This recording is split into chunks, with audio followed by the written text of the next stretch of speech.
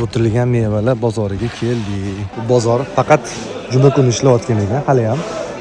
Bu bozorning manzilini direktdan chaqchuq yozsanglar, o'zingizga tashib beraman. Mana bu yil turishinglar sal qimmatroq bo'ladi, sababi o'ringni ko'p o'ringlarni sovurib ketdi. 45 ming, 55 mingdan sotishayotgan ekan.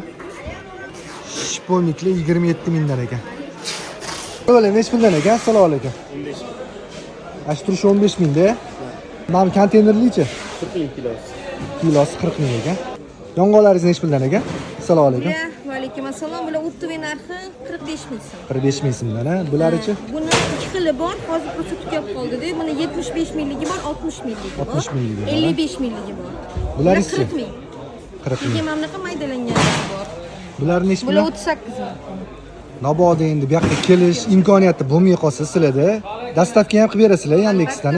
Tega nomerligini qoldiramiz. Bemalol telefon qilib dastavka qildirishinglar mumkin yong'oqlarni.